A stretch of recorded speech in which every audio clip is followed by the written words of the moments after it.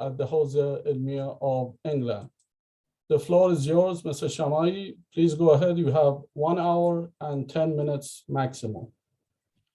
أعوذ بالله من الشيطان الرجيم بسم الله الرحمن الرحيم الحمد لله رب العالمين الصلاة والسلام على أشرف الأنبياء والمرسلين حبيب إله العالمين أبي القاسم مصطفى محمد اللهم صل على محمد وآل محمد وعلى أهل بيته الطيبين الطاهرين المعصومين. So, dear brothers, dear sisters, Salamun alaikum wa rahmatullah. Such an honor to be at your service with a lecture about contemporary issues that we are facing. This topic might be one of the most important issues that we are facing. And the reason is that because this is a kind of existential threat to our being. So it is very important for us. So that's why I choose this topic. And inshallah, I would like to tell you why this topic and why we should think about that, why we should care. But before that, so this is a beautiful Bismillah ar-Rahman ar-Rahim. That's everything without a Bismillah ar-Rahman ar-Rahim would be fruitless. So we begin our speech with Bismillah ar-Rahman ar-Rahim.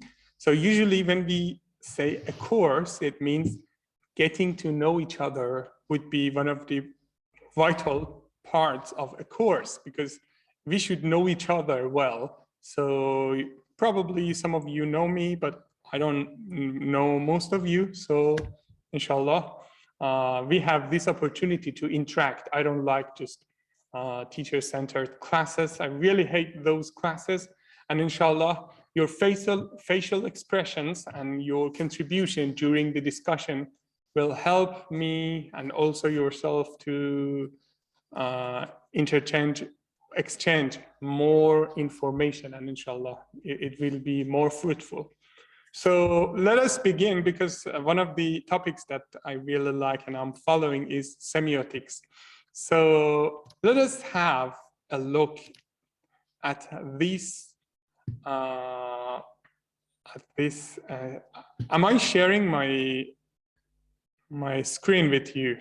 Yes, you are sharing your screen. That's right. So what do you think about this slide? What do you see? So please contribute. Okay. Brother Saftar, Salamun alaikum. I think you are going to leave a comment. Alaikum assalam. Yes, I was actually. He's a man with a trolley running in a shopping center, sort of thing. But this is not a shopping center. It is it's a completely out of place image in one of the traditional places in Iran. Somebody with a shopping center running in a traditional center, probably somewhere in Shiraz, I think, Vakil of Shiraz.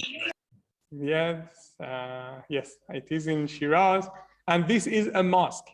So the mosque is representative for our religion. So it is our religiosity.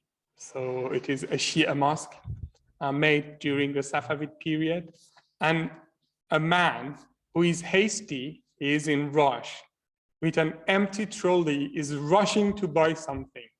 So trolley is, I think, the symbol of capitalism and consumerism. And usually in the modern era, we don't have time. We are always hasty because this is our next appointment. And if we miss one train, so we will, for example, be at your work 1 hour later. So that's why we always are hasty and we don't have time. So, and this is a mosque with beautiful glasses that you can see and well decorated.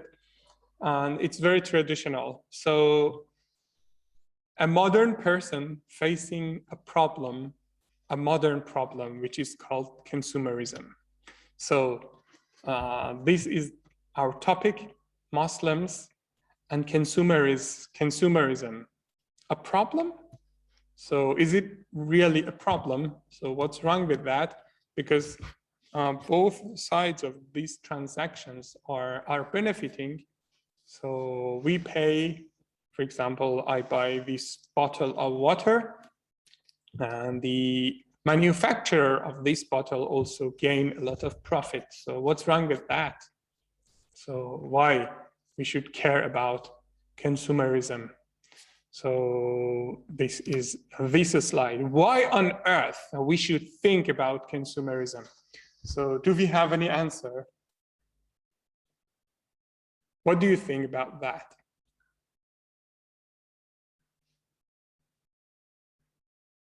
Please try to contribute in the discussion. May I ask all the participants to forget the rules that we have set for previous sessions, and because Mr. Shamaei is insisting that we will have a Q&A, a sort of an interactive session. So please go ahead and immediately answer the question. So you can even turn on your video as he has requested. Of course, your facial expressions are important, because when I tell you a joke, so I don't know either you like it or not, because I cannot see your faces. So your faces are important element of any interaction. So all of our rules, you can forget all the rules that I mentioned at the beginning. Okay. So we cannot change a tradition just in a day. Okay, no problem. If you don't want to participate, it's okay. So why we should care? Okay, I think somebody is trying to say something. Assalamu alaikum. Wa alaikum assalam wa rahmatullah. I was a bit late. I don't know. Did you explain the word consumerism? What does it mean? Consumerism, not yet. So what do you think about that? So as a Muslim living in the Occident or in the West, why we should care about such an issue? I'm thinking the word consumerism. Consumerism means when buying stuff and using stuff. Yes, shopping a lot, you know, more than something that you need.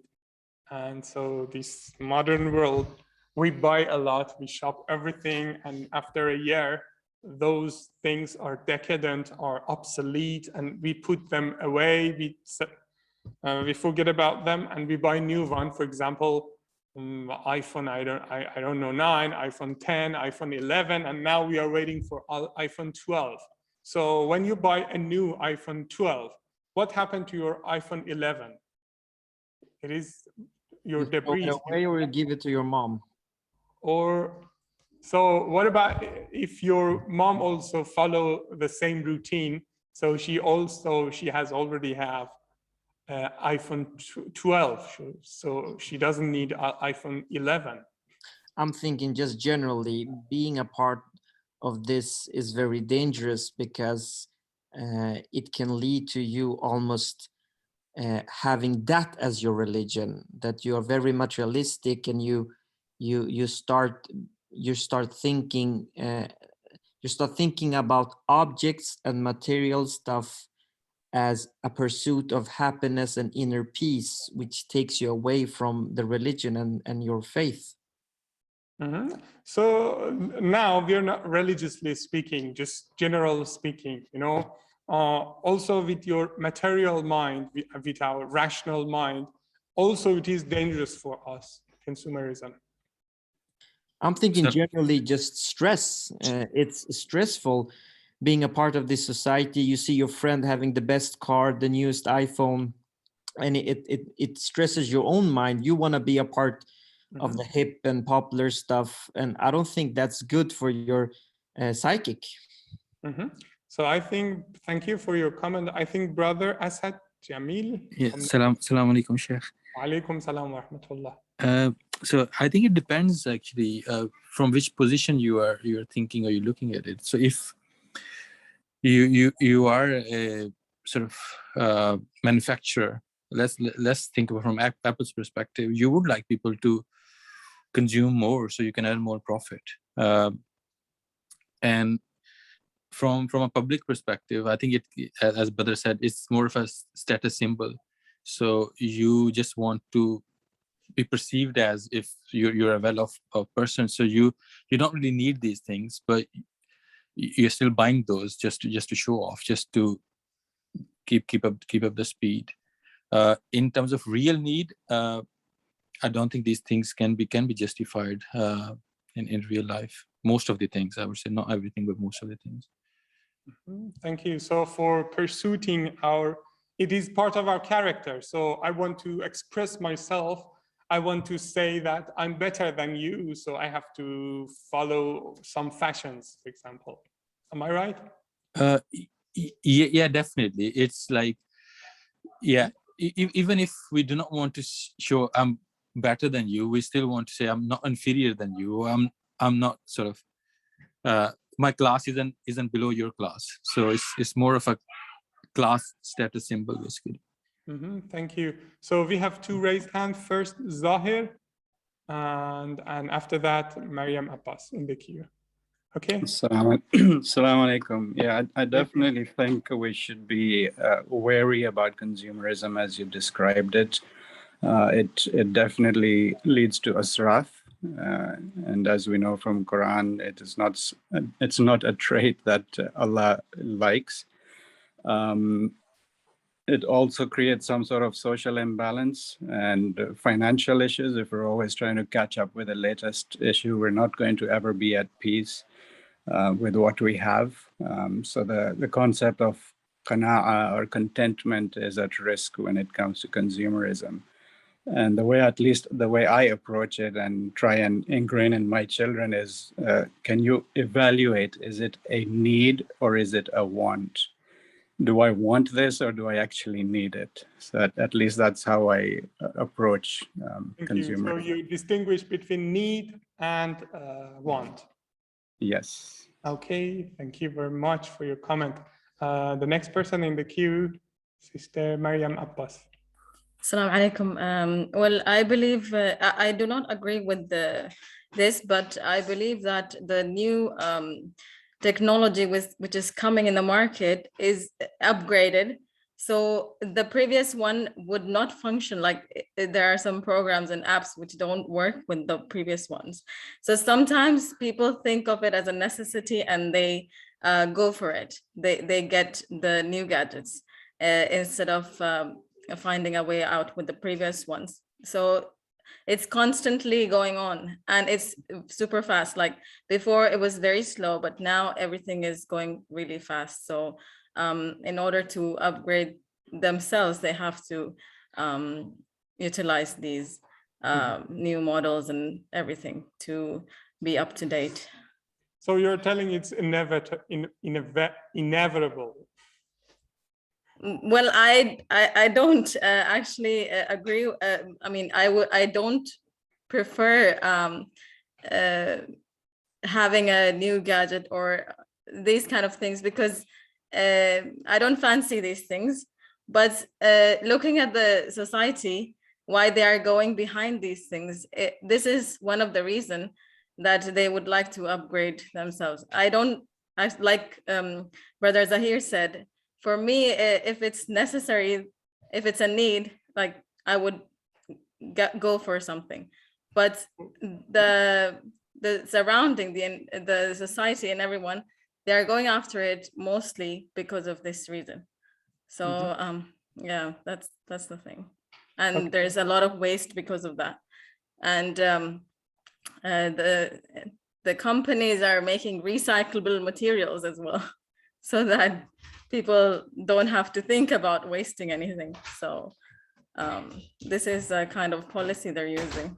Yes, if we watch the animation which is called Wall-E, you know, the generation of human are wiped out from the earth.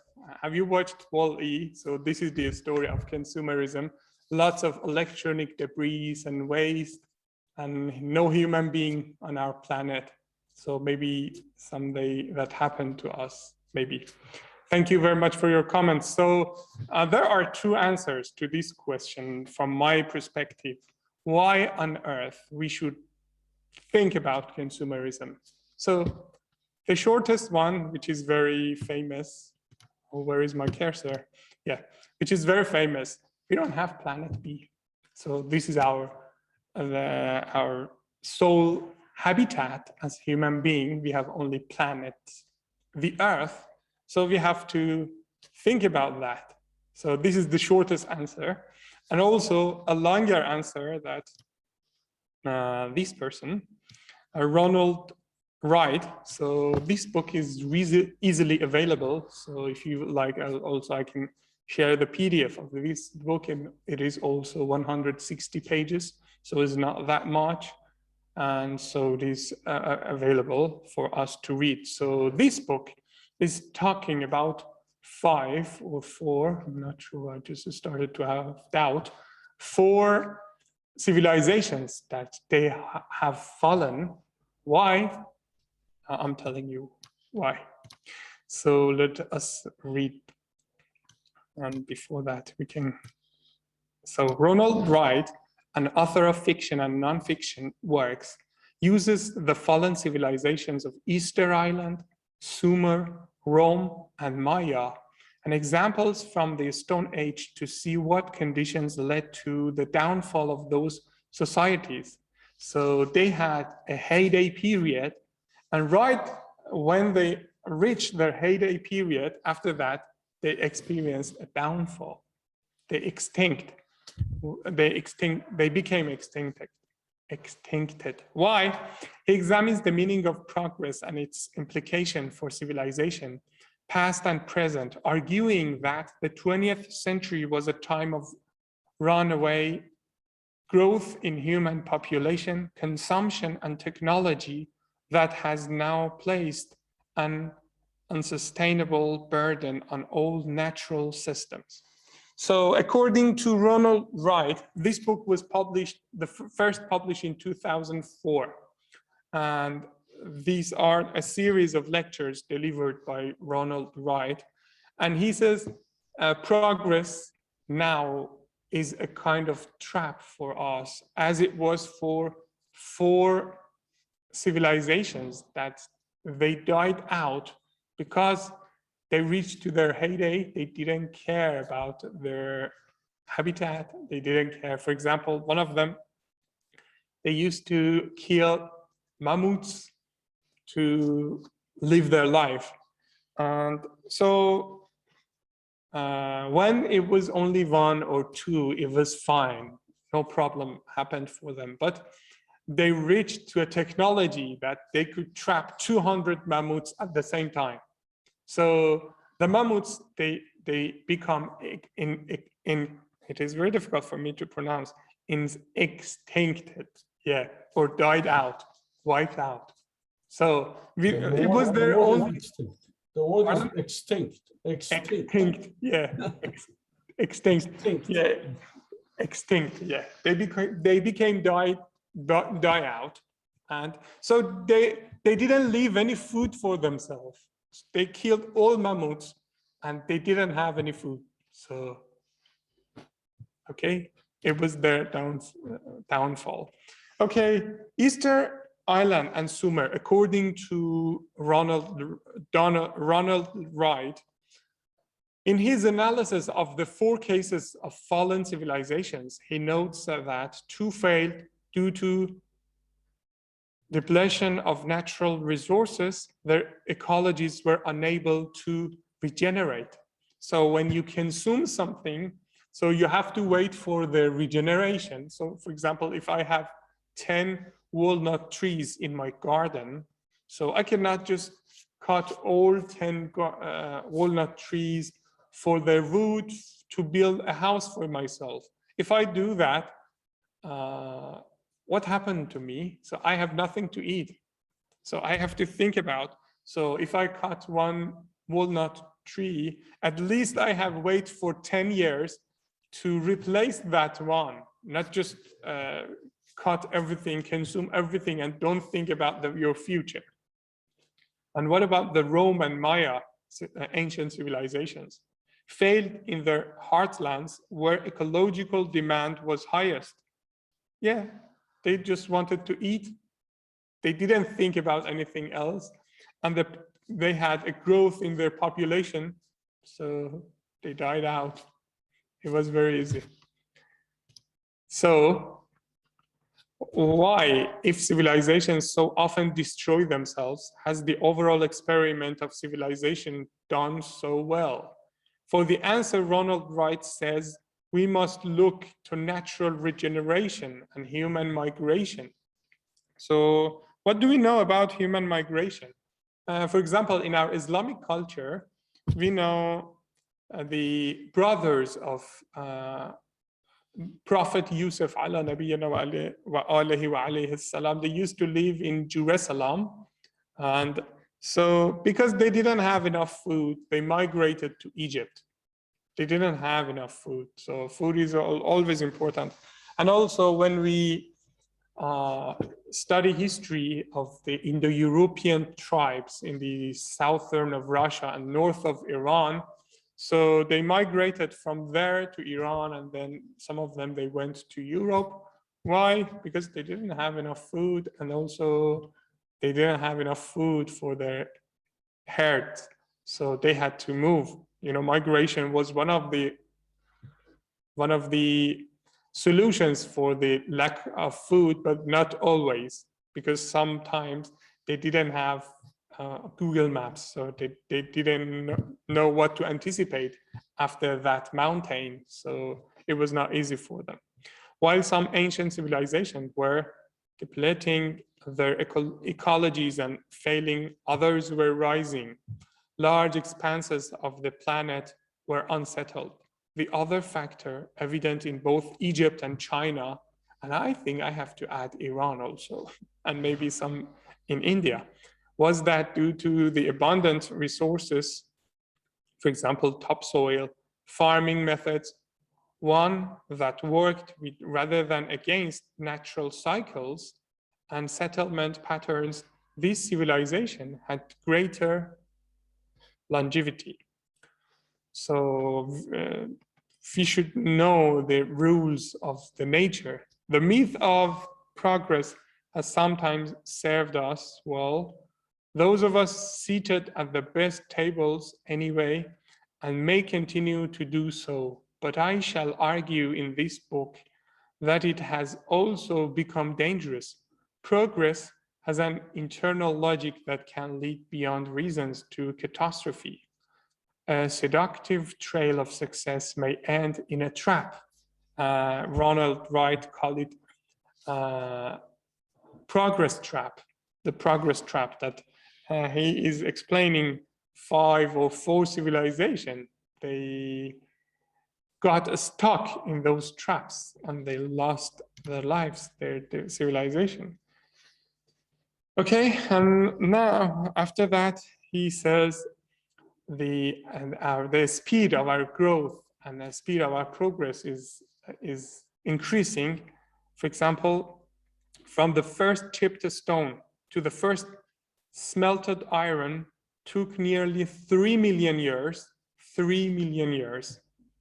But from the first iron to the hydrogen bomb took only 3,000 years. So we are in progress. And so this is the last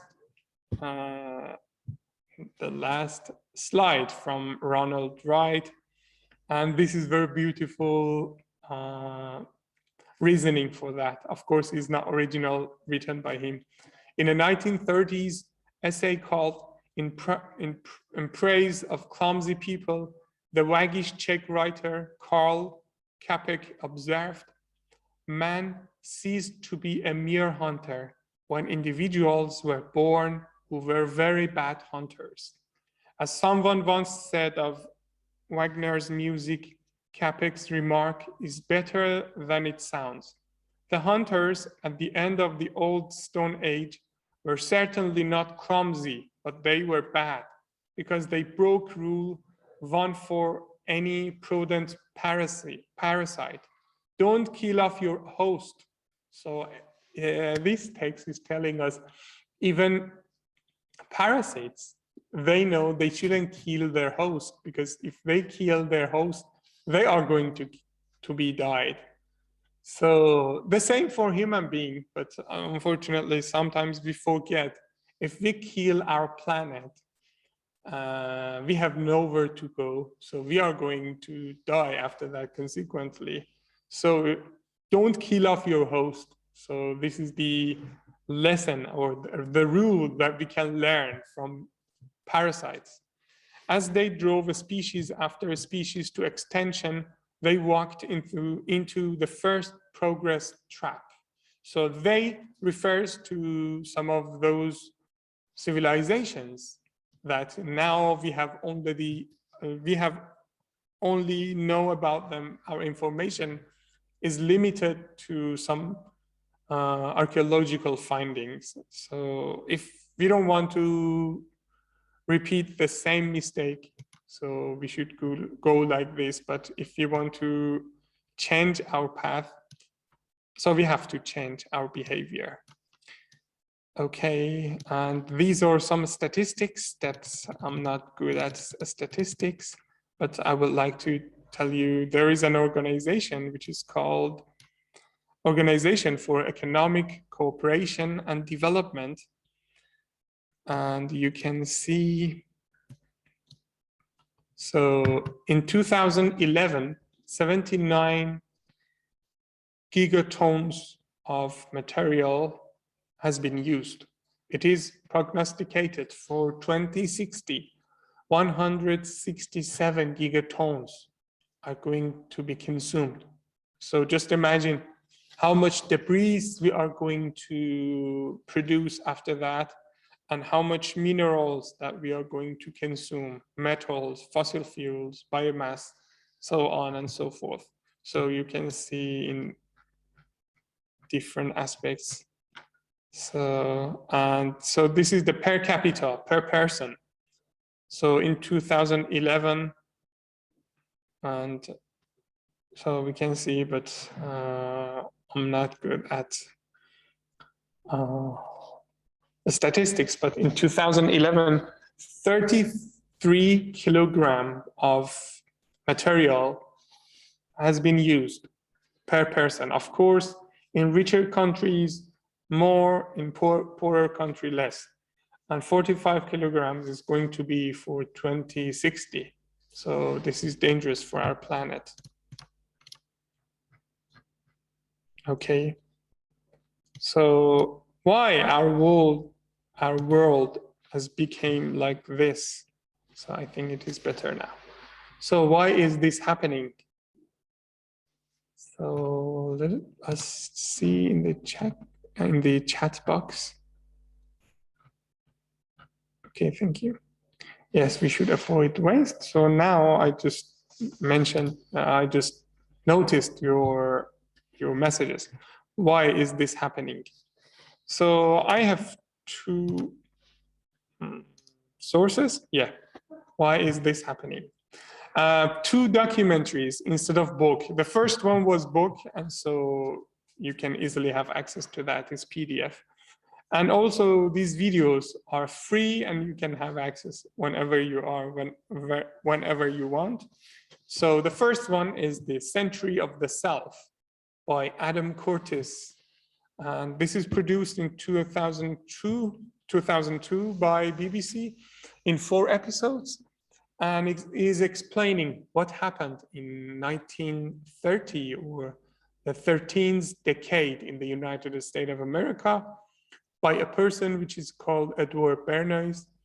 And also the other documentary that's also again is produced by BBC, The Man Who Made Us Stand. And the right person is Jacques Préti.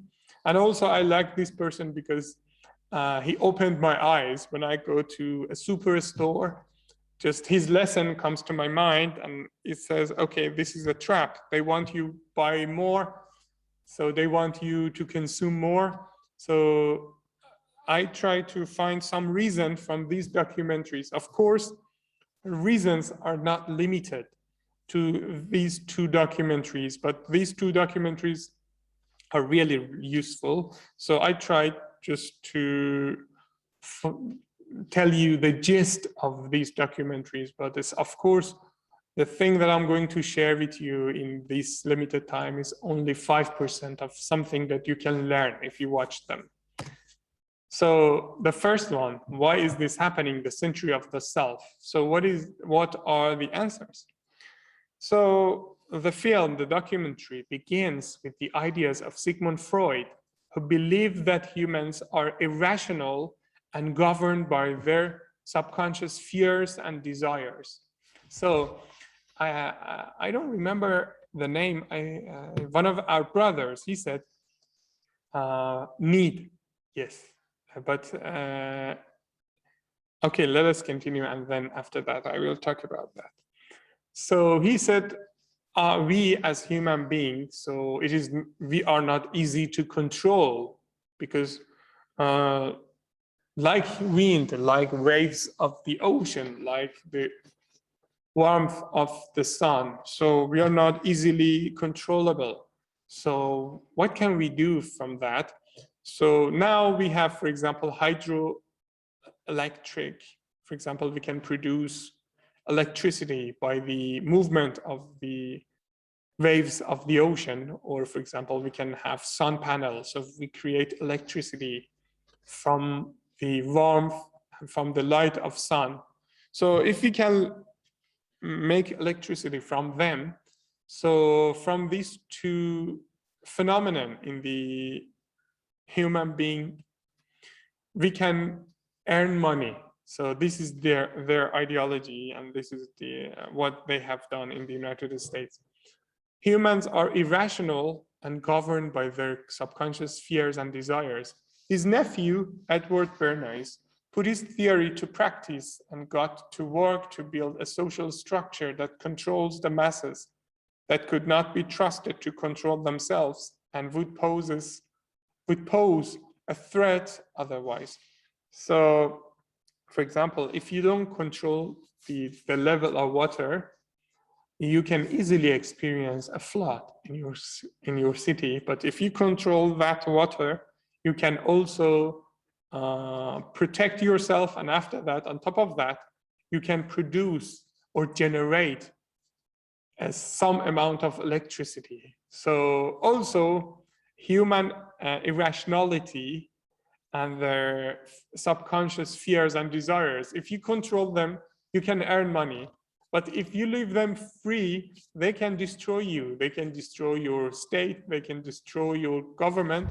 So you have to control them. Bernays worked with business and government using the techniques and ideology he took from Freud.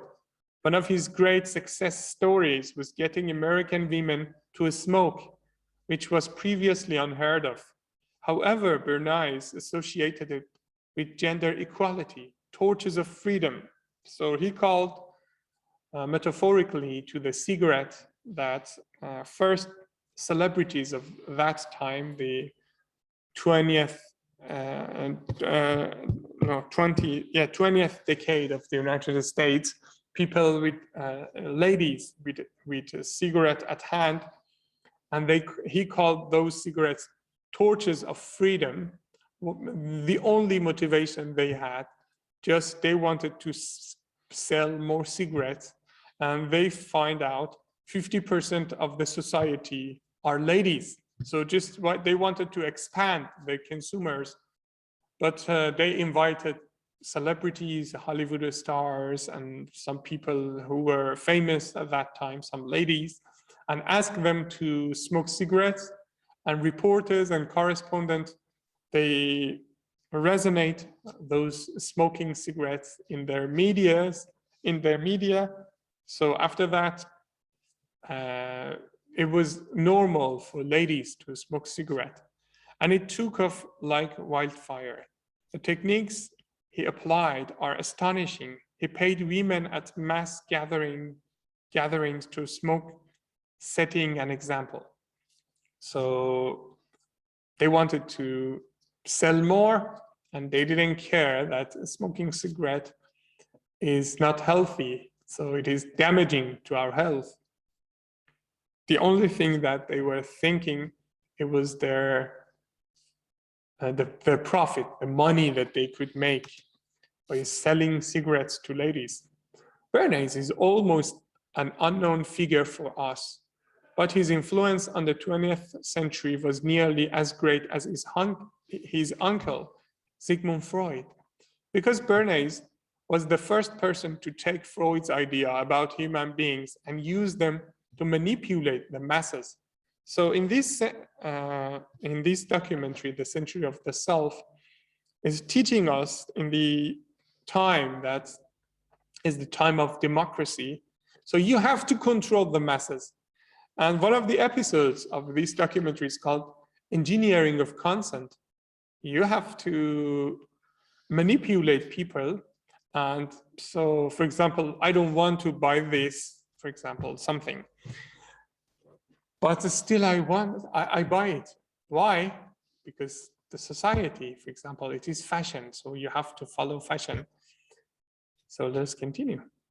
He showed American cooperation for the first time how to make people want things they did not need by linking mass-produced goods to their unconscious desires. So we have three words: need, desire, need, want, and desire. And what are the differences between them? Inshallah, we are going to talk about it. So we have desire instead of need. So let us give some examples.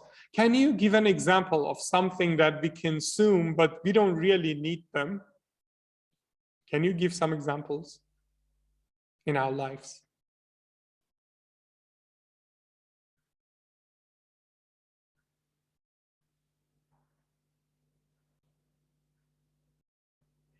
For example, smoking cigarettes or drinking, for example, Coca-Cola. Do I really need to drink Coca-Cola? Or chewing gum, or lots of things that nowadays we buy and we have it in our lives, but we rarely use them. For example, a Google Home. We have more than a year, but I just used it one or twice. But we paid for that because we had tendency. Herbert Marcuse, distinction between false needs and authentic needs. So thank you for your comment, brother Tehrani. One-dimensional man. Thank you for Herbert Marcuse and Frankfurt Circle for that comment. Okay, let's move. So what is desire? What is need? So we can find different names, but as long as the meaning are the same, I think I see no problem. But I don't know, yeah. So according to the Abraham Maslow's hierarchy of needs, we have two types of needs. One of them are called deficiency needs, and the other, the basic needs or deficiency needs. And the rest of that are called being needs. So what are the differences between deficiency needs and being needs? For example, I'm thirsty, I drink 1 bottle of water, or no 2 or no 3, okay? At that time, I'm not thirsty anymore. And if I drink just 1 more bottle, it caused me a lot of problem, even health problem, because this is a deficiency need. So when my body find or strike to its balance again, it's enough of that. I don't have to drink more because it is called deficiency need. Or for example, you need security and safety. So now, as long as the doors, for example, are locked, or I know on the street, I'm not controlled by anybody, so it's fine. But for example, just imagine every 10 steps that you take in a street, a policeman come and ask you, for example, for your identity. You don't like that, like the bottle of water. So because those things are called deficiency needs, so it is an equilibrium for them. So when you reach there, you don't need anymore. So when I, for example, take my, for example, 2000 calories per day, So I don't need more because it is a deficiency need. So the first deficiency needs are physiological needs: food, water, warmth, rest, so on and so forth. And also air that we breathe. And what about safety needs? Security and safety. So of course they are necessary, but we don't need more than some amount. So these are called deficiency needs. And what about the rest of them? Belonging and love. Also, we need to, for example, the city that we were born, we belong ourselves to, we consider ourselves that we belong to that city or that country, or our father, our mother, our sibling, for example, our loved ones. So we need that need. This is some of those people, those relationships. So, and also we need esteem needs, prestige, feeling of accomplishment. But some of them, as Herbert Marcuse from the Frankfurt Circle is telling us,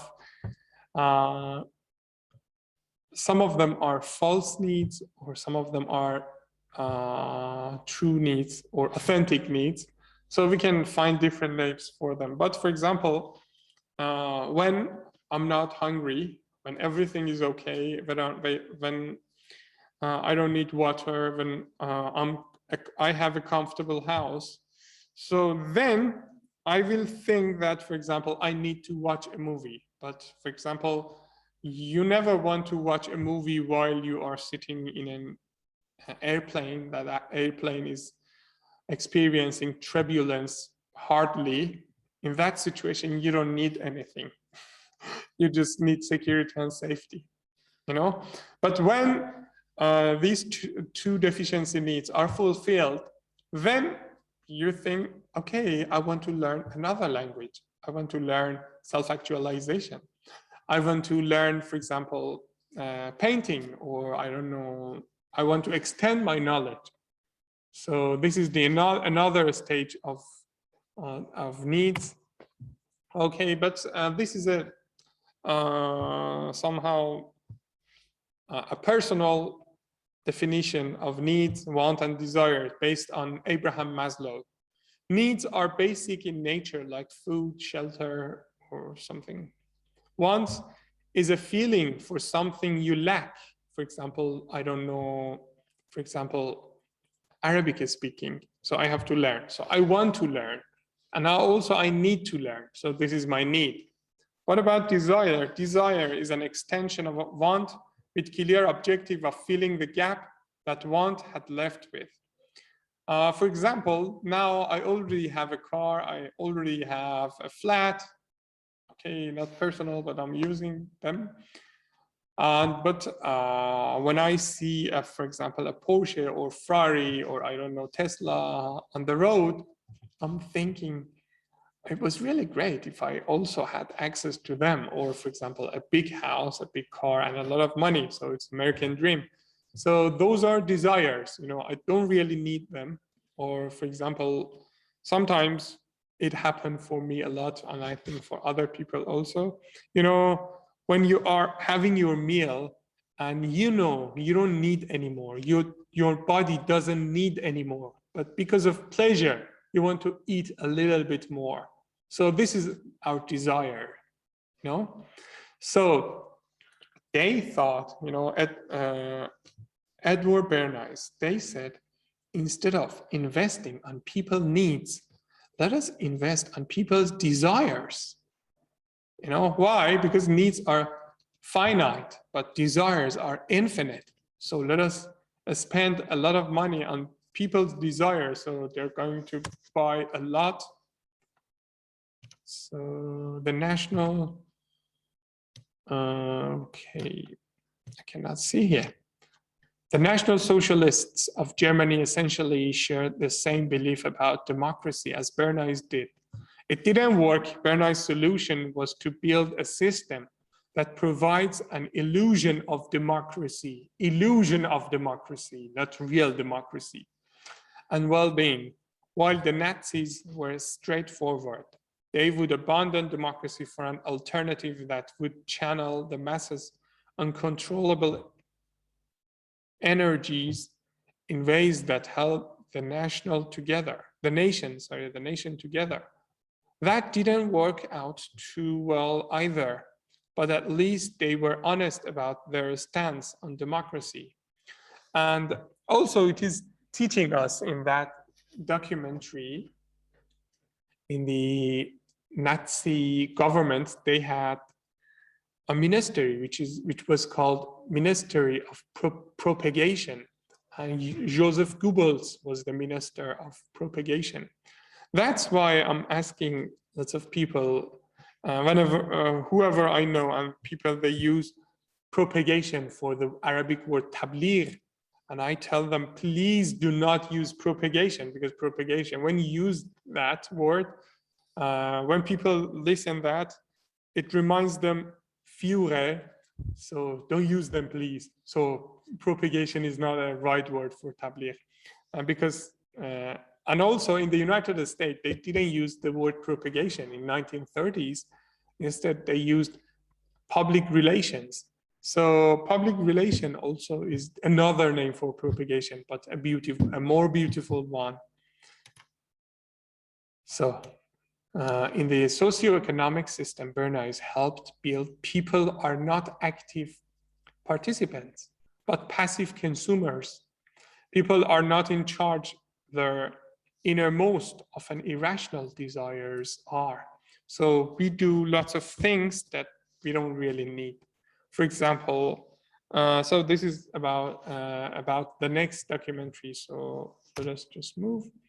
Ernest Dichter realized that people didn't always know what they wanted, and the origins of desires were often unconscious. So also there is another documentary that I forgot to mention in my presentation, is called The Social Dilemma. I think also you should watch The Social Dilemma, how, for example, TikTok, Instagram, Facebook, YouTube, those algorithms are deciding on our behalf. And we think that we are deciding, but we are not really deciding.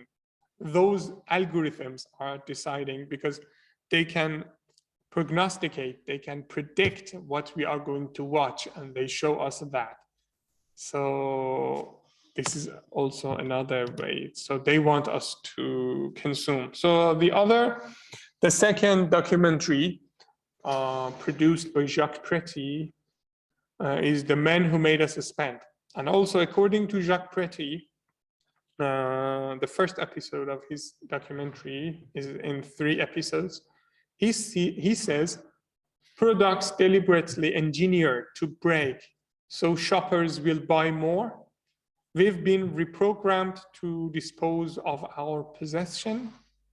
How technology has been used to perfect consumerism to drive hunger for products. And so let's continue. Yeah, according to Préti, this cycle of relentless spending was engineered. Its origin lie in 1920s Berlin. He says that artificially limiting the lifespan of a product, planned obsolescence began with the light bulb. His proof long forgotten papers were discovered by Helmut Hug in the Ostrom factory, East Berlin in the early 1990s. So all of these quotations are from Jacques Préti in the documentary, which is called The Men Who Made Us Spend. So the rise of consumer credit. So we are telling you why we are experiencing consumerism in this world. And I think if you follow the news of the UK, it was, I think 1 or 2 months ago that the UK is sending their plastic waste to Turkey to be burned or nothing, just they leave them into the nature. You know, because we are producing a lot of plastic waste, a lot of different types of electronic waste, and we don't know what to do with them. So this is one of the existential threats of our life on our planet.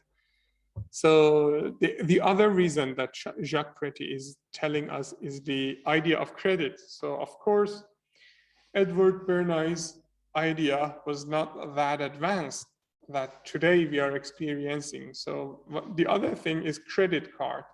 So what is the credit card? What is the mechanism of credit cards? So when you have a credit card, I want it now, but I will pay it later. So this is the mechanism. So you always buy lots of things. You can fulfill your desires by credit cards, and you can pay it later.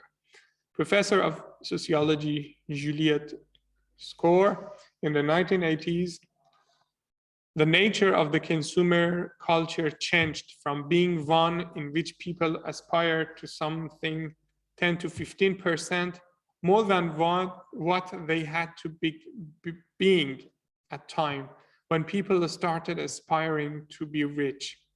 It's consumer credit that is squares that circle. This is the time that consumer credit becomes much more available, and that's a relatively new thing, like a magic fetish, and you're able to buy things that you didn't have the income for. So fear and anxiety. So I said, Edward Bernays, they told the manufacturers, so you are investing on people's needs, forget about needs, and invest on their desires. Also, this is promoted in our modern time, and fear and anxiety are added. You know, in this documentary, The Men Who Made Us Spend, we can see the producer or the manufacturer of a kind of soap. They are telling us that everything that you touch are full of bacteria, full of virus. It was, of course, before COVID-19. So our soaps are antibacterial. And if you want to protect yourself, you have to use antibacterial. So they are creating fear and anxiety in you. So you are ready to pay more. For example, a commonplace, a usual soap is, for example, £1. You are ready to pay £5 for a same product because it is antibacterial. Of course, medical doctors are telling us we don't have to use antibacterial soaps. And also, even COVID-19 is easily wiped out by, you can easily wipe it out by these conventional soaps. So this is another way that they urge us to buy more and more, to spend more and more, because they are making money. So who hates money? The second episode shows us an example of how our fear and anxieties are used to drive consumption. From large car and cosmetic surgery to breath freshener and the creation of medication for syndromes created by drug companies. Préti concluded the program by saying, however sophisticated today's consumer may seem, it's a technique that works on enough of the time to make a lot of people very rich. Over 100 years ago, the men who made us spend first learned that purchasing to make us feel better about ourselves is rooted not in aspiration, but in fear. Fear is at the very heart of why we buy. Children and consumerism. Yeah, again in this documentary. In this program, we are shown examples of how advertisers began to target children as they are more easily affected by messaging, especially on television. In the United States, there was a backlash against turning kids into mini consumers, and the Federal Trade Commission started to lobby for restrictions to be placed on marketing to children. But Fred Firth, Kellogg's lawyer, was defending big business, says Préti. Business had learned from selling to children how the adult market could be turned into a game. Benjamin Barber. Business wants consumers to say, I want it now, like a child. And the greatest enabler of instant gratification is credit, says Preti, Jacques Preti in his documentary. So what about, so far we talked about the documentaries. Okay, thank you for your comment, Brother Tehrani. The Reich Ministry of Public Enlightenment and Propaganda. Yeah. But nowadays, nobody wants to use propagation except for somebody who is translating tabligh from Arabic to English. Okay, so us as a Muslim, I think 2 or 3 more slides are remaining. And of course, it is Quran, our holy book. And what's wrong with consumerism? أعوذ بالله من الشيطان الرجيم بسم الله الرحمن الرحيم أفرأيت من اتخذ إلهه هواه.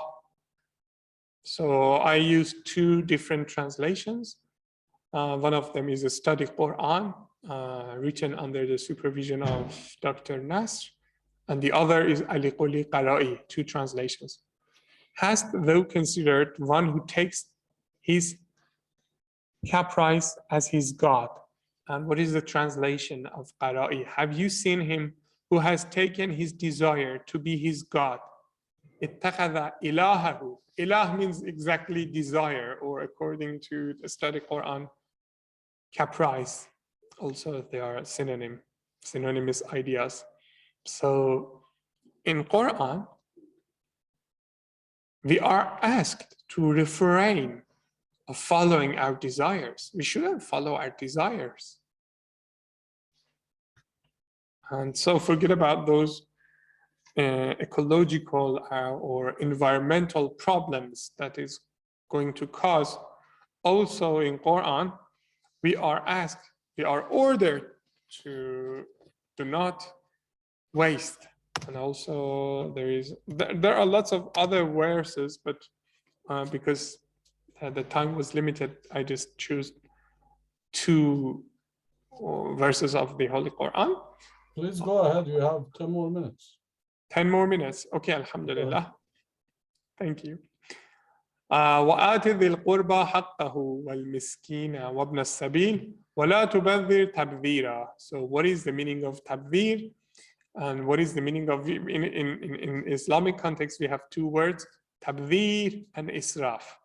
إن المبذرين كانوا إخوان الشياطين وكان الشيطان لربه كفورا. So the translation of the study Quran, give unto the kinsman his right and unto the indigent and the traveler, but do not squander wastefully. Truly the wasteful are the brethren of Satan's, and Satan is ungrateful to his Lord. Okay, and what about Ali Quli Qarai, his translation? Give the relatives their due right and the needy and the traveler as well, but do not squander wastefully. Indeed, the wasteful are brothers of Satan's, and Satan is ungrateful to his Lord. So this is the translation of Ali Quli Qarai. So we have 2 concepts in the Holy Quran and also in Islam. We have tabdhir, means also, both of them in English, we have to use just wastefulness, but in Arabic they are different. According to the tafsir of Allama Tabatabai and also Ayatollah Makaram, I was following both of them. Israf means you do not waste anything, but you pay more. For example, these glasses, I could buy, for example, these glasses with 500 pounds. I have no idea, just I'm telling you something. This is an example. Instead of paying, for example, 500 pounds, I have paid 5,000 pounds. Of course, I'm using my glasses for my studies. I'm careful about this. I don't want to just, I don't use it carelessly, but why I have paid 5,000 pounds? and the function are the same because of branding, for example. Usually we pay more because of branding, but the quality and the function are exactly the same. Just we pay for the branding, the brands that we are purchasing. And tabdhir means, for example, we are wastefulness, that we know the conventional meaning. For example, I buy a food, I don't eat all of that food, that portion, and I put it in the, for example, waste bin. So this is tabdhir.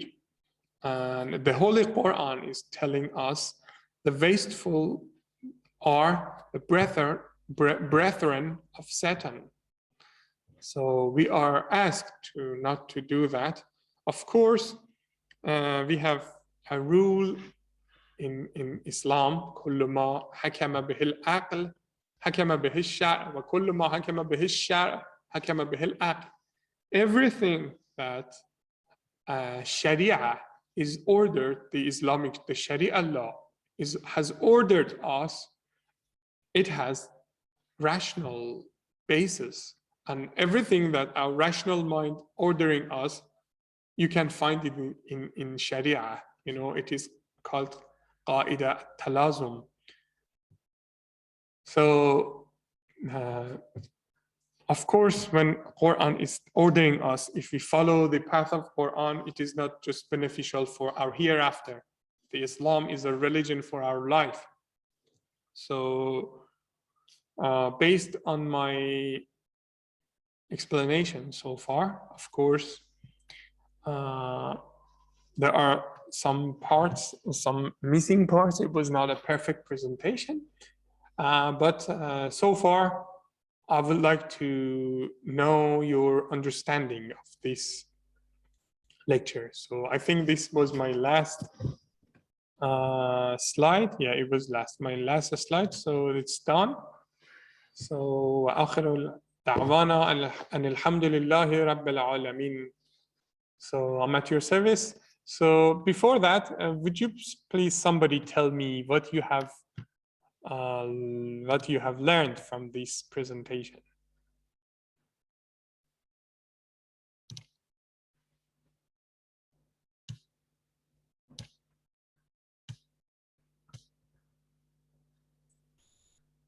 Thank you very much, Hujjatul Islam wal Muslimin, Shamaei. Thank you for excellent presentation. We're going to open the floor to questions as well as summaries that the presenter has asked. If you want to go ahead, please raise your hand, and then we can start giving the floor to you. Please go ahead. Anybody wants to provide a summary? Yeah, I can go ahead. Go ahead, Brother Jamil. Go ahead. Yeah, Jazakumullah, Sheikh. It's very good. And I think, and you rightly mentioned Social Dilemma and Wall-E and a few other sort of movie references as well. And I think it's very essential, and I really appreciate actually your effort bringing these, discussing this topic actually. I think we do need to bring awareness within sort of our generation and the next generation, that we need to be mindful of what we are spending on and why we are spending on, because our expenses are most of the time are more than what we earn, what our income is. So we are stretching ourselves, and this is where probably the difference between halal and haram becomes a bit gray as well. So overall, I think you've shed light in all those important areas. So it's been very beneficial, very useful. And inshallah, we'll expand on this this research which you've shared with us. Jazakumullah. Thank you very much, Jazakumullah khaira, as well for your kind comment. And we have a question from Brother Hassan Mujtaba. And how do we know if something is a need or a desire? Sorry, I think I was doing your job, Brother Tehrani. Brother Mujtaba, do you want to actually ask your question, verbalize it? Perhaps you can turn on your video so we can see your face. If Yeah, not, Assalamu alaikum, Sheikh. Thank you very much. I think the question basically comes in mind, the difference between need and desire. I think it's not very easy to answer this question because everyone, depending upon their social status, would have a different type of need and a different type of desire. So is it an absolute definition of need or desire, or is it basically relative depending upon everyone's status in the society, what a need is and what a desire for every person is? So there are different answers in economically. For example, Abraham Maslow was an economist, so his answers are different. Or psychologically, you can find, or anthropologically, you can have different answers. You can easily find some encyclopedias, and you can search the word, look up for this word. But you can give some example. Can you give us some examples? So with our common sense, with our common knowledge, we can answer, we can distinguish between desire and need. So can you give some examples?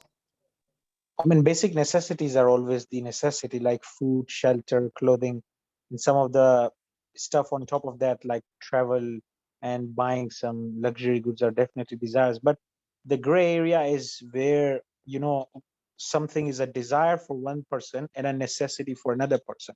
For example, buying a car worth 20,000 pounds may be a luxury or desire for me, but buying a car for 3,000 pounds may be a necessity for me because I need to travel for my work. So it depends on the situation. You know, sometimes it's personal, but some examples are really super clear. For example, smoking cigarettes or drinking Coca-Cola, or I don't know, here in Scotland, Iron Brew. So if I don't drink Iron Brew, not only I won't die because of not drinking Iron Brew, but also I keep my body healthier. You know, we consume something that we don't really need. And but of course, the definition, the scientific definitions of need and desire, we have to look up at a dictionary or encyclopedia, a psychological encyclopedia or anthropological encyclopedia. But I think it is based on our common knowledge. Thank you, brother Tehrani. So Maslow was a psychologist, so we can look it up. Maybe I'm wrong, sorry about that. So brother Saftar Hashemi, at your service. Assalamu alaikum. So just to summarize, thank you very much for sharing some very informative insight explaining Mosley's hierarchy. I think it's the hierarchy of needs theory that you had, that pyramid with a different wording there. The question I had was actually at the back of the question that the brother before me asked about social status and the requirements that define the social status defining the need and the want. I wanted to ask what is this social status? How is it created? Is it actually the product of this consumerism, actually, this social status that me, you, or another believe in and want to portray that status through better car or drinking Coca-Cola or Iron Brew or such things? So I just wanted to understand what is the perspective of Islam's perspective on defining social status against the consumerism's definition of social status. So my understanding of social status, for example, now we all have access to tap water. So nowadays, tap water is not something luxurious. You know, it's our need. Or also electricity, you know, 100 years ago. So I think having a bulb of a lamp, I think it was a luxurious good that you had in your house. What about now? It is our need, you know, and it's not negotiable. You have to have access to electricity. It's our need. Tap water is our need. But for example, 100 years ago, it was a kind of luxurious option that maybe you had. I don't know, even a king had access to tap water or not 100 years ago. Maybe they had, or maybe 200 years ago. So the more technology experience advancements, so something become more accessible for people. For example, I can remember when I was a student at a school boy, I needed to have access to the cassette players, the cassettes of the Holy Quran. I needed to have 30 cassettes, and I didn't have enough money to buy them. So nowadays you can easily Google and you can easily find the recitation of Quran, and you can easily download and listen to them even online, you know, live streaming. So maybe that time having 30 tapes of the Holy Quran that I never had when I was a young child. Unfortunately, I was the subscriber of our local library, so I borrowed the cassettes of the Holy Quran, and nowadays we can easily have access. So the social status, I think it is relative, you know. It depends on the period, the technology. For example, again, 100 years ago, having a car was something luxurious, or even 50 years ago, but now it's something commonplace. Everybody can afford, you know, 5,000 is nothing, you know. Of course, it's a money, but it's not far away, you know, it's accessible. So was my explanation understandable?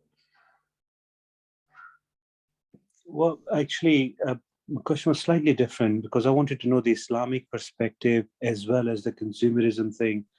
And how I'll explain to you what I understand. For example, taking the example of the car. So car is a car, okay. Necessity is a need. So we get one. But getting a Ferrari or getting a Porsche or getting a Audi or another is in my opinion a want.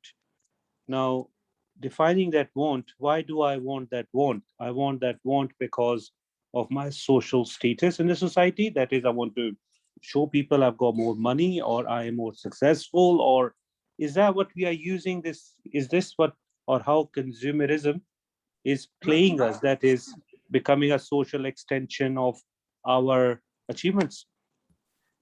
Not necessarily, because so those cars, for example, the acceleration is higher, or the convenient, it's more, they are more convenient, you know. For example, you have more powerful car, you can drive your car faster than these commonplace or these cars that we usually drive.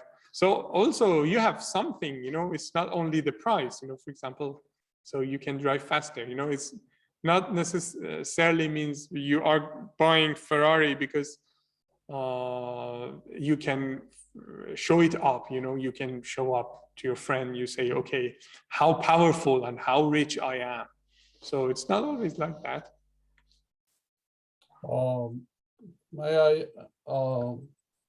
intervene and ask or perhaps challenge what you have just said?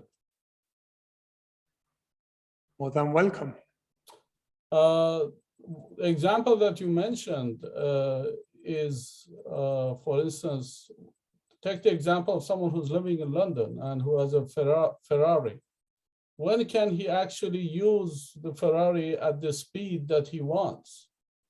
The laws in this city do not allow you to drive any faster than, I don't know, 70, you know, 30 in motorway so outside 70 miles per well, hour. even outside, you don't have to have a Ferrari to go 70 miles. So this is definitely related to the social status.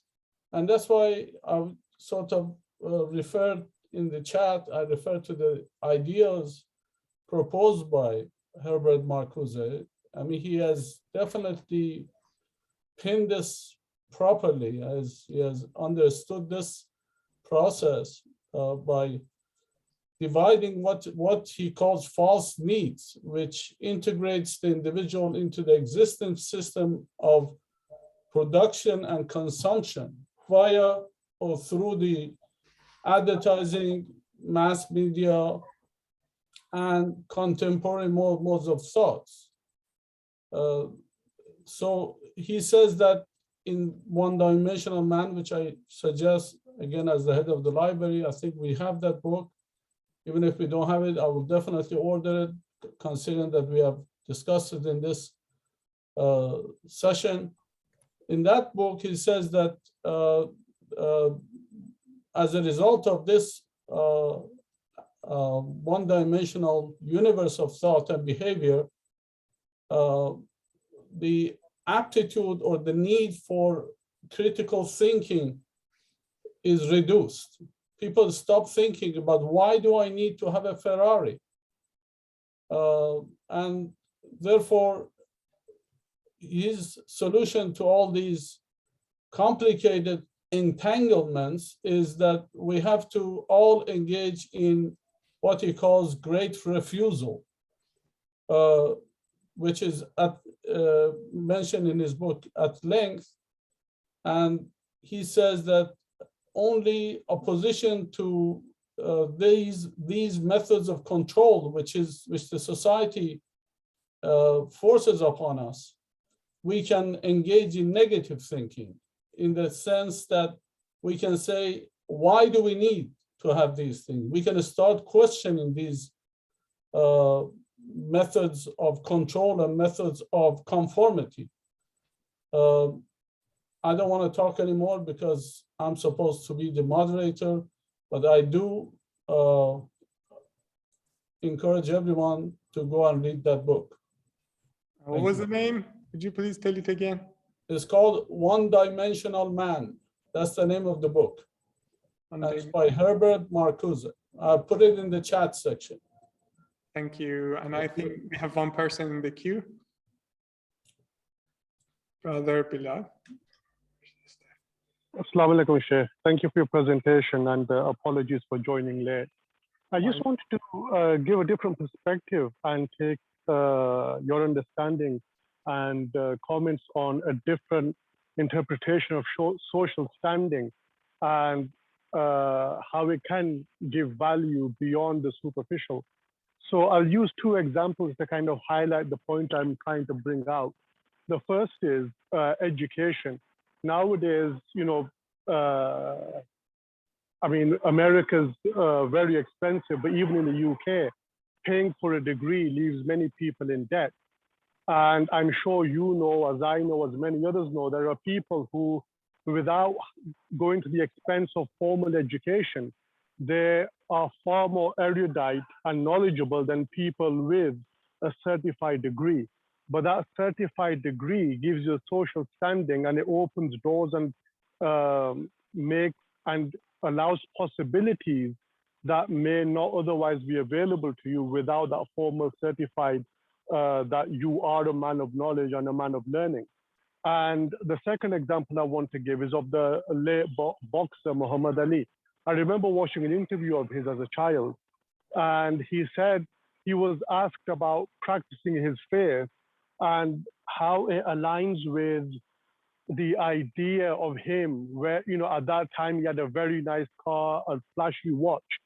And he said that these things, he said, they in themselves have no meaning or value to me. He said, I can live very happily without these. But he said, what that status does, it allows me an access and a shortcut to someone's heart and mind that would otherwise take me a long time to open up. He said, when I'm at a traffic light and there's a brother in a car next to me, which is, you know, like the doors are being held on with the sticky tape and the lights aren't working, and he sees me in my convertible Mercedes with my arm hanging out of the window and with a nice flash Rolex, he's immediately feeling like he wants to get close to me. And with him wanting to get close to me, I don't have to make the effort to become accessible to him. He is now open to my dawah, he is open to listening to my message of Islam. And I think having that social status, which I often view not as social status, but having dignity in society in terms of how you dress. And I mean, locally, we often have gatherings with other faith groups. Sorry for taking too long. I'm just going to wrap this up. Our local synagogue the rabbi there and their community, when they're out and about in society, they are perceived and presented very differently to our imams and to our congregations, where the way they dress, the way they carry themselves, and the houses they live in, the cars they drive, makes that life and makes them aspirational as a community. Whereas many areas where Muslims start to go and live, you see indigenous people moving out. So I just wanted to take your view on that, and apologies again for taking too long. Thank you very much. I'm not sure that I'm going to address your comment or question, but as somebody who is a fan of semiotics, I want to use semiotics again to address your comment. You know, we shouldn't, how can I say? We should distinguish between signifier and signified. You know, usually, for example, when I'm driving for example, 100,000 car, it means that I'm a rich person. So why I'm a rich person? Because I'm a successful person. I'm a hardworking person. I think clever, and I knew, for example, how could I invest and how could I grow my money. So it is the signified of that. You know, it's a sign. You know, when you see, for example, I'm driving a 100,000 car. But nowadays, it's not necessarily like that. For example, you can borrow or you can hire or you can lease that car. For example, for 24 hours, you can pay and drive that car. So necessarily nowadays is not like that. Something has changed. But still, I'm not sure that I could address your comment or not. May I intervene? May I intervene Yes, again, brother? Much appreciated. Okay, I like the first part of the question by Brother Bilal, but the second comment about Muhammad Ali, may Allah bless his soul, who was a great fighter for freedom and equality. I lived in the States for 14 years, so I'm sort of familiar with that mentality that equates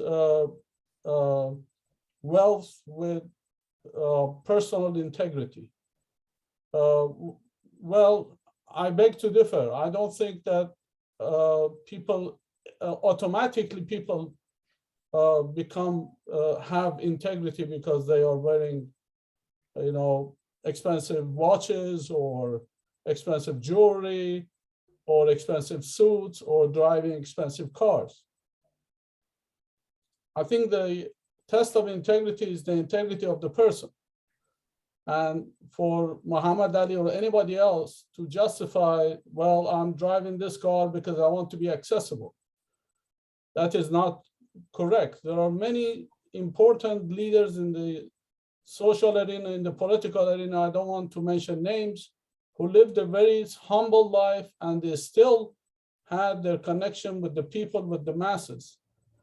All you have to do is go back to the early part of the 20th century, middle part. You can start from Gandhi, go all the way to the Iranian Revolution. You can see the way people felt so close to the leadership was because the leadership was humble, was living the life at the level of perhaps one of the lowest people in the society. And this idea that I have to be at the top of the social class or social elite, I don't think that idea is correct. I don't think it actually gives the right message. It gives the wrong message to many people that they have to pursue these status symbols at any price, at any cost. Assalam. Thank you. Anybody else who wants to ask questions? I want to. But that's after. Sorry. I'm gonna put myself on mute. Let others. Unless it's about this issue that we just discussed, I have to go to Sister Lali Fatima and ask her to ask her question. No, I wasn't. Salam alaikum, Agha Shamaei and Agha Tehrani. I wasn't going to ask anything. I was just adding to Brother Bilal's comment in the second part, but you already addressed that if we have to be so ostentatious and show our belongings to attract anyone to us, then obviously that is not Islamic, and that is not what the Prophet preached and the Ahlul Bayt preached through their simple ways. I mean, we have to present the ideals of Islam if we are in that forum, to draw things to ourselves, not the worldly goods by flashing them and then drawing people to us. So that was my point, really. Thank you very much. It was a very good presentation. Thank you. Brother Saftar, you can come back. Sorry, I Thank cut you you. off. Okay. No, it's okay. It's better somebody else take the initiative rather than Go same ahead. people again. Okay, the observation I had, and actually sister very nicely put it across already. I don't believe that I need a Ferrari to attract people towards me. What I need is good akhlaq. And what I need is a half decent car parked outside, or me driving in it in a decently dressed clothes. But again, going to the consumerism mindset, I believe that this is again another idea that has been drilled into us through this advertisement and whatever, that if we buy all, that's in my humble opinion, a way of justifying consumerism in my mind by using these extensions to project an image that may or may not be true, because as our Shamaei said, we can borrow a car, we can rent a car, or we can do whatever we want. So that was the only observation I wanted to make on or supplement your statement earlier. Thank you. Thank you, Brother Saftar. Thank you for restating this in your own word. Brother Bilal has written that there is that so-called movement called prosperity gospel. Unfortunately, in the United States, all these demagogues who are in the religious arena, mostly in the Christian faith, they brag about their wealth.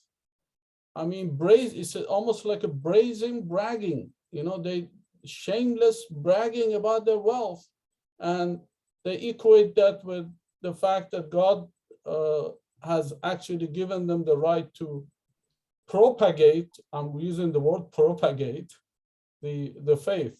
By the way, the word propagate, as an editor, I support it. It's a correct word. The word which is wrong is propaganda. That is the wrong word. And that's why I put the title of Joseph Goebbels' ministry. It's called Ministry of Propaganda. Propaganda is the wrong word. But for propagating, again, as an editor and a translator, is a correct word. Thank you all. Anybody else would like to ask questions? But the Shujaa Zaidi, usually he doesn't have a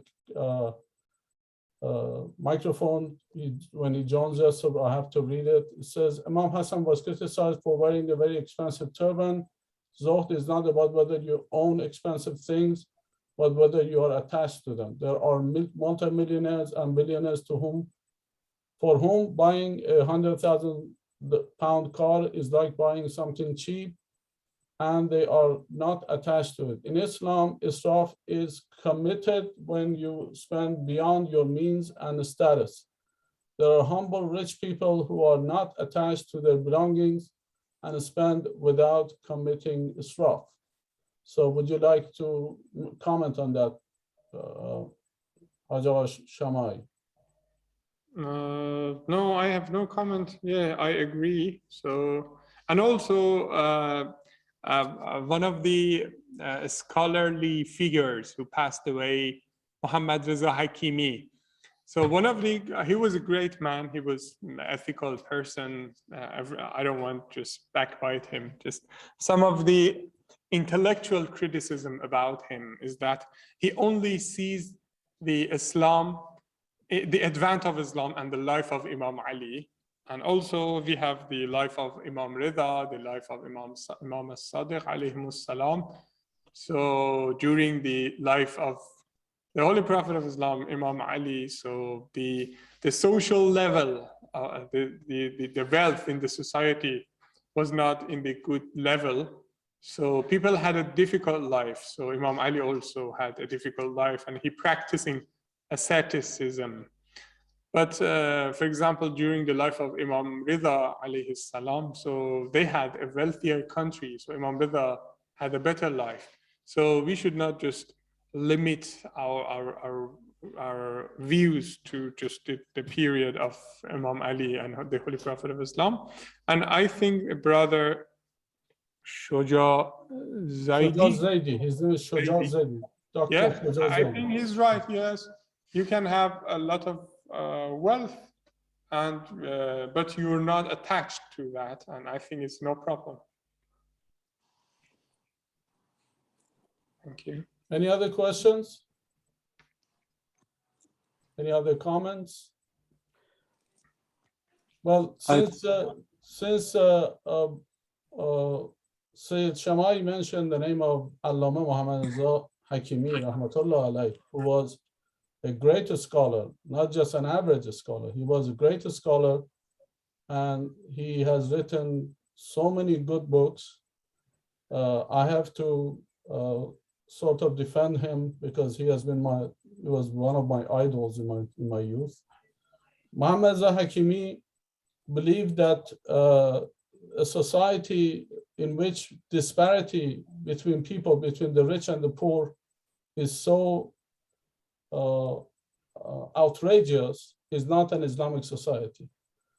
Therefore, his main enemy or his main project was to fight poverty. So he believed in a society minus poverty. He didn't say that there shouldn't be any rich people in the society. He said that we have to have a society menhoye faqr, which means minus poverty. Without. Yes, without poverty or minus poverty. And I think he had a point. He had a point looking at the situation in the Muslim societies, including Iran, where people are struggling in order to make ends meet. I think his point was right.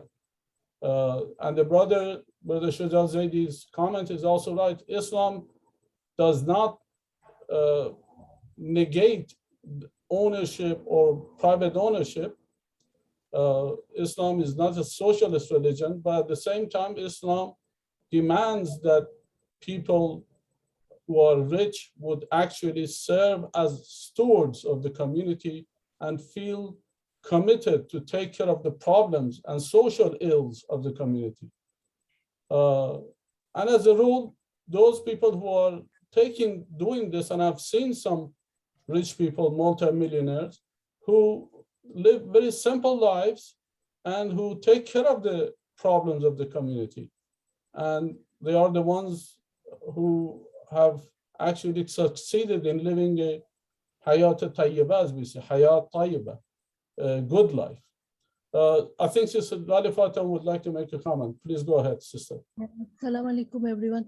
This is because I've just come back because I realized Brother Shuja might have responded to my comment about Zuhud. But when I made that comment, it was in a specific context, because what was being said is like flashing your things to draw people to yourself, what the logic behind Muhammad Ali, which Brother Bilal had brought in as an incentive to draw the conversation. So I understand Zuhud is attachment to things, and someone who is poor might be attached to their belongings more than someone who is very rich.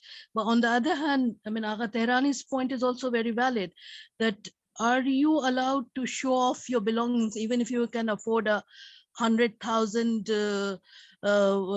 pounds worth of car or a house or whatever, when half of the Muslim nation is starving? In Yemen, there are children who don't get 3 square meals.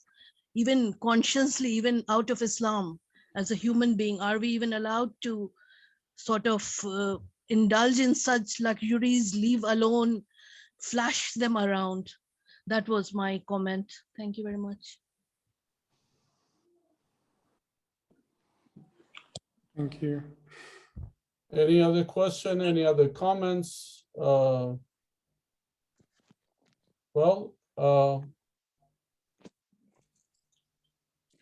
Let's see.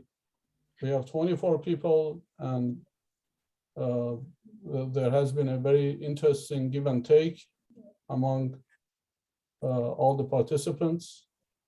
We're almost at the end. We have got about, anybody would like to make a comment, please go ahead. I heard somebody. Agha, the second part of my question was about Please go ahead, brother.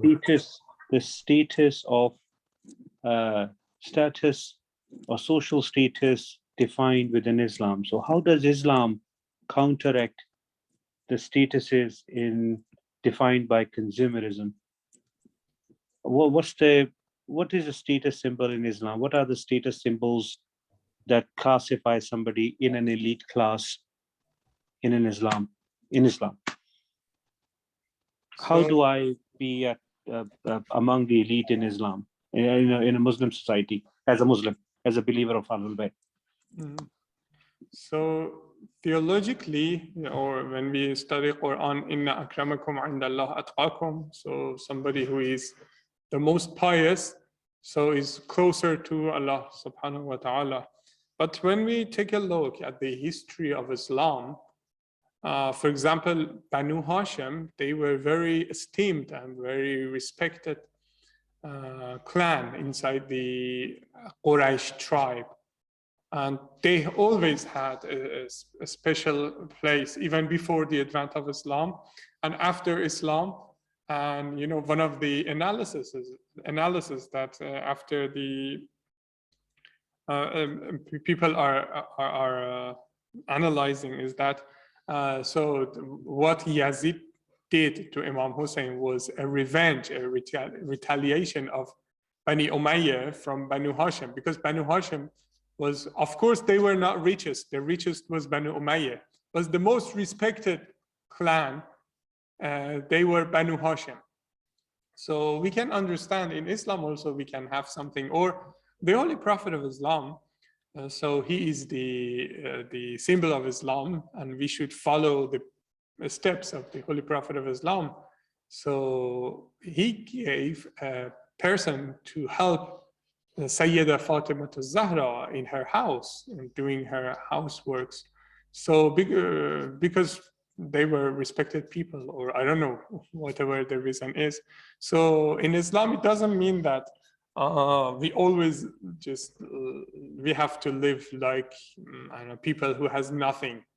Or so also there are some social status recognized in the history of Islam. You can see, for example, when Sayyid Zainab went to the court of Yazid, also said, we are Banu Hashim, we are the family of the Holy Prophet of Islam. So you have to respect us. Why? Because those family, those clan was respected. So I think there should be something in social. Yeah, that was my answer. This actually, the comment by Seyed Shamaei actually brings us back to the comment that Brother Bilal made in reaction to my outbursts. He said, I agree, but I wanted to open the discussion about how status is and can be perceived differently. So status can be perceived differently in different societies. In certain societies, certain traditional societies, a scholar, an alim is given a higher status than a rich person. In certain societies, again, there are individuals who are rich, and by the very fact that they are rich, they get more respect. And my point was that from a strictly Islamic standpoint, giving respect to somebody just because he's rich is wrong. I think we have another message or question. Hassan HM.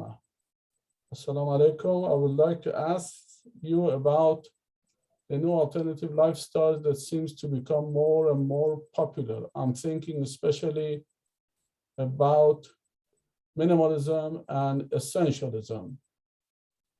Would you like to comment on that, brother? Yes, Assalamu alaikum wa rahmatullah. Assalamu alaikum. Thank you so much, Seyed, for a lovely speech. I was thinking about this topic called minimalism and essentialism, and they go quite hand in hand, where they are talking about a lifestyle where less is more, where less materialism causes a person to refocus his or her commitments and be more focused in life to what is more essential, what is important, and be mindful. Do you have any particular experience about these two type of lifestyles, and what would you say Islam talks about these two topics? No, unfortunately, I'm not familiar with those. You know, I've heard as a person in the society, but I didn't have any special study. So just I know I don't like to call, for example, Shiism. I don't like ism at the end. So we are Shia Islam. I don't want to say we are a kind of ism or we are going to accept a kind of ism. But I think Brother Tehrani studied more philosophy, so maybe he can help me or answer the Sure, I'm more than happy. Minimalism is a trend now in terms of, well, minimalism is started in art. There were many artists who were minimalists. In music, for instance, there was John Cage, who was a minimalist, who would only focus on a few notes, and with those few notes, he would compose a whole symphony. Little by little, minimalism from art, from the realm of painting, music, etc., it came into the life of the individual. And in recent decade, we have seen a number of TV programs about how to minimalize, how to downsize your belongings, how to downsize your property.